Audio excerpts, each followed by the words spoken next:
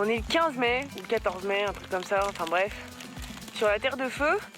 Et là, depuis 2 heures environ, ça arrête pas de neiger, ça tient comme il faut. Donc l'hiver arrive quoi. Ushuaïa en hiver, ça se mérite.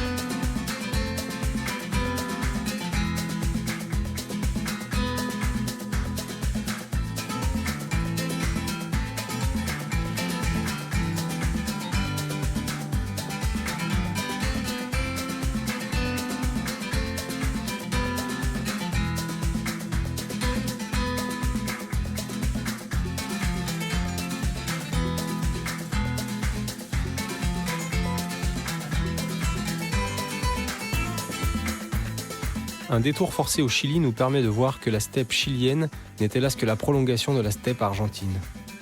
Mais heureusement, les trésors de la Patagonie argentine ne se font pas attendre et on a enfin, à nouveau, un peu de relief à se mettre sous la dent.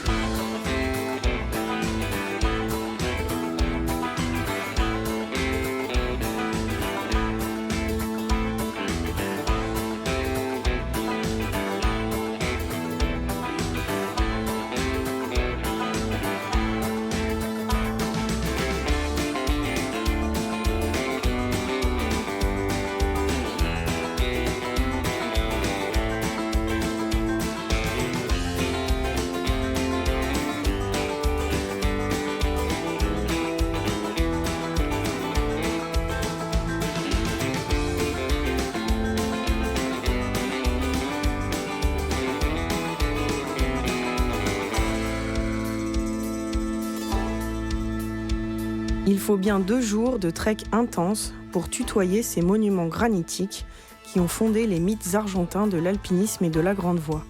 Mais entre nous, la vraie confrontation, tactile, sauvage, avec la nature bestiale de ces montagnes et glaciers, nécessite d'aller se paumer encore un peu plus loin.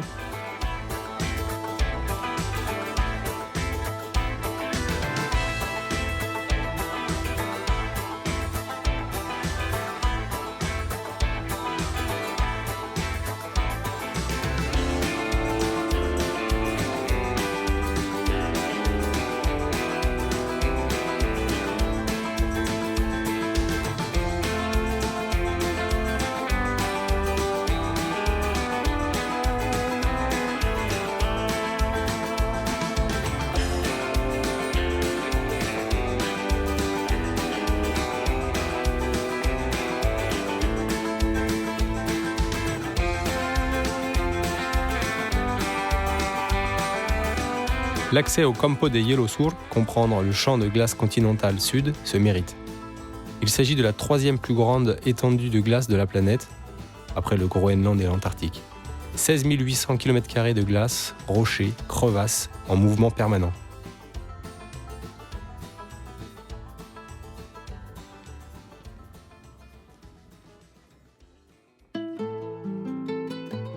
Après une nouvelle incursion mémorable au Chili, il nous faut désormais traverser ce superbe parc argentin pour gagner Bariloche.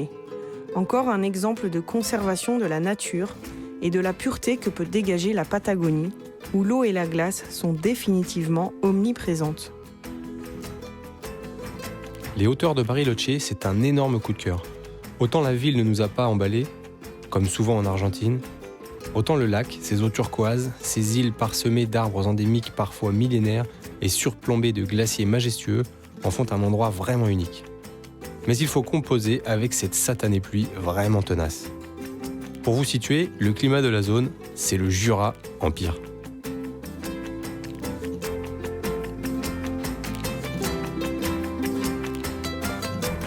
Bon, ok.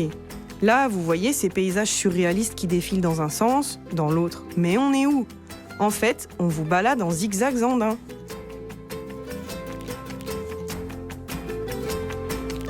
Elle est tellement belle, cette cordillère, qu'on a décidé de la traverser dans un sens, vers le Pacifique, puis dans l'autre, vers la pampa argentine, et si possible de l'enchaîner sans replat, car le plat, c'est franchement pas notre truc, à la limite pour les œufs et encore. On est d'accord, ça n'avance pas très vite. Mais nous, ce qu'on veut, c'est capter le côté sauvage, rencontrer les gens d'en haut, enfin, quand il y en a.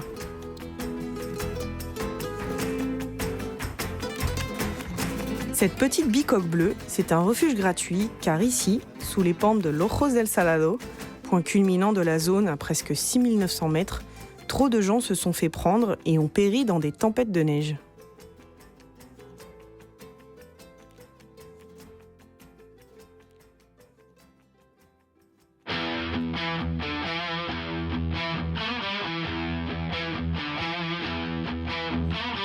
Ce site splendide au milieu des cactus, il faut l'imaginer en l'an 800 après Jésus-Christ, où le climat était plus arboré et beaucoup moins sec. À l'époque, la civilisation quilmès comptait 8000 âmes et arrivait à vivre de l'agriculture puisqu'elle commerçait même avec les Incas.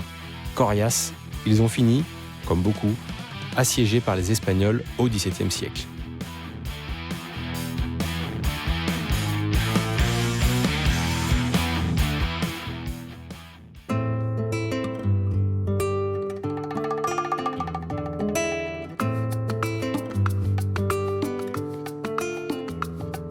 Ce joli drapeau très coloré serait d'origine aymara, zone de l'actuelle Bolivie. Il est un des maillons de la chaîne des Andes puisqu'on le retrouve sur une bonne partie de notre itinéraire.